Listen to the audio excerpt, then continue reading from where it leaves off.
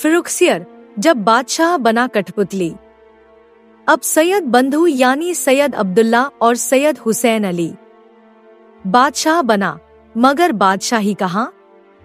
फिरुखसियर को लगा कि अब वह पूरे हिंदुस्तान का मालिक बन गया, मगर हकीकत तो यह थी कि वह दिल्ली की सबसे महंगी कठपुतली बन चुका था। असली बादशाह तो सैयद बंधु थे। एक भाई बना वजीर, प्रधानमंत्री और दूसरा बना मीर बख्शी, सेना प्रमुख। 1717 में ईस्ट इंडिया कंपनी वाले एक मिशन लेकर आए, जिसका नेतृत्व कर रहा था जॉन सुरमन। अब ये अंग्रेज लोग बड़े चालाक थे।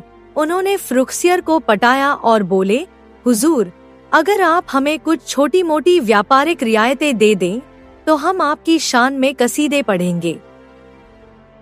फिरुखसियर, जो हमेशा से अपने आप को बहुत ही दूरदर्शी समझता था, बोला, अरे इसमें क्या बड़ी बात है, लो ले जाओ जितना चाहिए।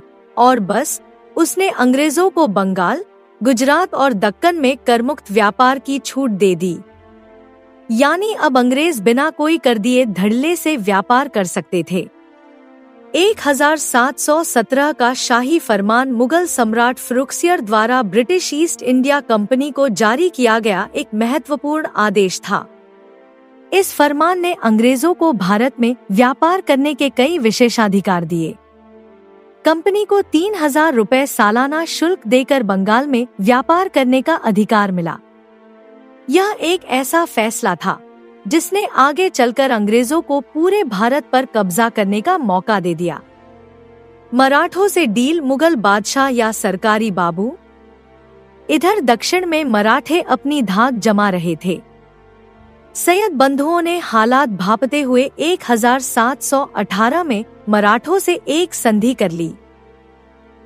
इस संधि में तय हुआ कि मराठे चौथ और सरदेशमुखी वसूल सकते हैं। मतलब यह कि अब मुगलों को हर साल मराठों को एक बड़ी रकम देनी थी। मराठों को 35 परगनों पर नियंत्रण दिया गया। उन्हें चौथ, सवा कर और सरदेशमुखी 1/10 कर वसूलने की अनुमति मिली। फिरुखसियर यह देखकर चिढ़ गया और बोला, अबे ये कैसा बादशाह हूँ मैं, मेरे ही राज में मेरी ही जेब कट रही है। उसने सैयद बंधुओं से पंगा लेने की ठानी, लेकिन वो भूल गया कि ये दोनों भाई मजाक के मूड में बिल्कुल भी नहीं रहते थे। अंत समय की दास्तान। फिरुखसियर ने कई बार सैयद बंधुओं के खिलाफ साजिश रची, मगर हर बार उसका प्लान उल्टा पड़ गया। आखिर में 1719 में सैयद बंधुओं ने उससे तंग आकर उसे तख्त से उतारने का फैसला कर लिया। अब हुआ यूं कि एक दिन फिरुखसियर को पकड़कर अंधेरे कमरे में बंद कर दिया गया। पहले तो उसकी दाढ़ी नोच ली गई, फिर उसे अंधा कर दिया गया और आखिर में उसे गला घोंटकर मार दिया गया। इसके बाद सैयद बंधुओं ने रफी-उद-दराज को मुगल गद्दी पर बैठाया। 27 फरवरी 1719 को एक और कमजोर मुगल बादशाह इतिहास के पन्नों में खो गया। 1719 के बाद मुगल साम्राज्य केवल नाम मात्र का रह गया और सैयद बंधु किंगमेकर के रूप में प्रसिद्ध हुए। अगर आपको यह वीडियो पसंद आया हो और आप ऐसी ही ऐतिहासिक और राजनीतिक कहानियां जानना चाहते हैं, तो हमारे चैनल को सब्सक्राइब करें और बेल आइकन दबाएं ताकि कोई भी नया वीडियो आपसे मिस न हो।